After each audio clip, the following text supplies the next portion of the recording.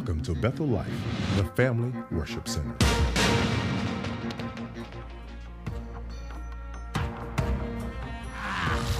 In your spirit right now, there's a struggle. In your spirit right now, man, I wish I had a church today. In your spirit right now, there is a struggle. And I promise you that your struggle is your ministry, is your blessing, is your elevation. Oh, just look at somebody and say, I know I'm going someplace with the struggles I'm going through and the stuff I got to deal with.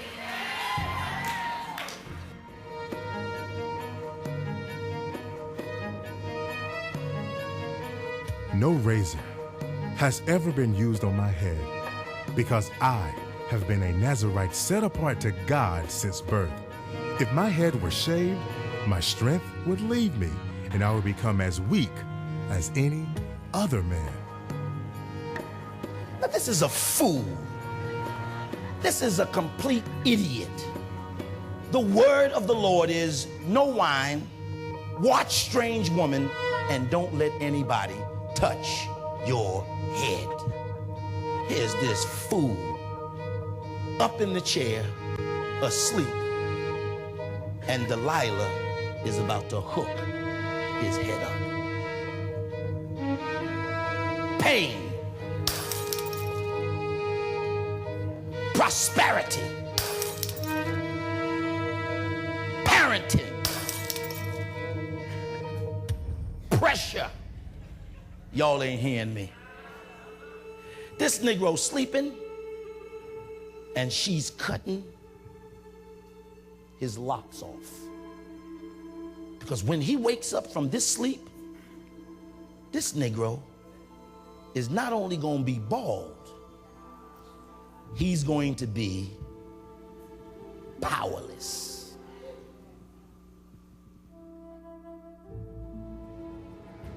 You were not ready for greatness until you had an encounter with a Delilah.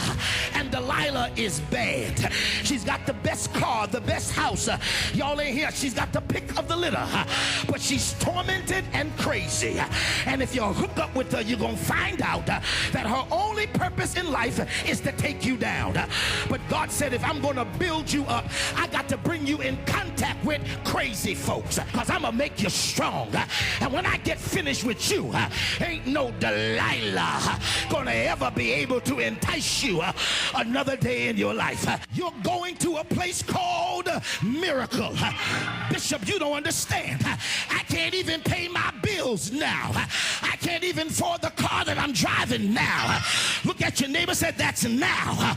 But in a few days, I came to tell you that your application has just been processed. And God says, because you won the battle with Delilah, now I can give you a car. Now I can give you the home. Now I can give you joy unspeakable and full of glory.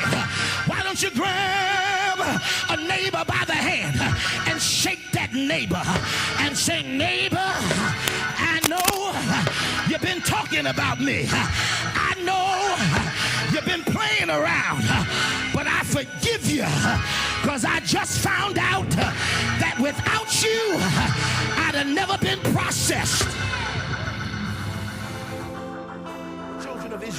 The children of Israel made mistakes from time to time in forgetting who their God was and what God's purpose was in their life and how God was committed to bringing them out. It's a wonderful thing to serve a God who is just committed to bringing you out. I don't care how bad your situation is, God is committed to bringing you out. And then he stands before the devil that caused you to go through the trauma and looks at him and says, I told you he was going to come out all right. Many of you are at a position right now where you just don't believe that God is going to bring you out. I come to tell you right now, not only is he going to bring you out, but he's already brought you out. It just has not manifested in your eyes. And if you don't see it before you see it, when it manifests, you won't recognize it. The prison doors are already open. What are you doing sitting inside? All you got to do is, I promise you, if you stand up, the shackles will fall off. Somebody better rejoice in here. I don't want you to give it to me now. I done changed my mind. I don't want you to yield it to me. I don't want you to will it to me. I don't want you to call nobody and tell them to tell me to come and pick it up. You ain't got to worry about me coming, because I'm on my way, but I'm in a different attitude now.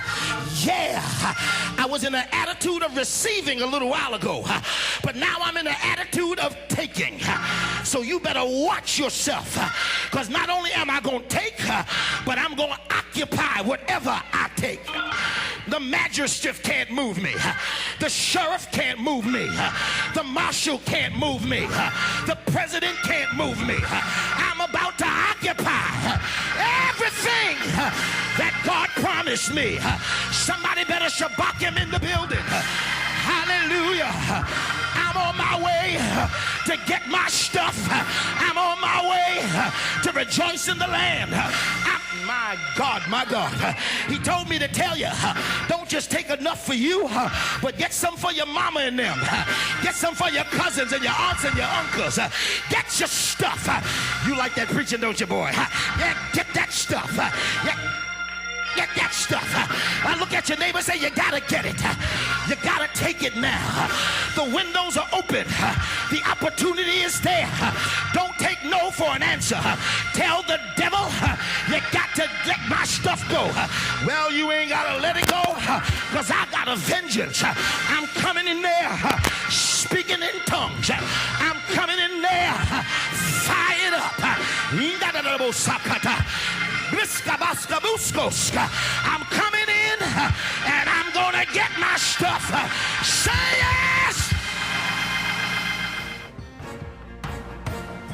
And now, our pastor, Bishop George Bloomer.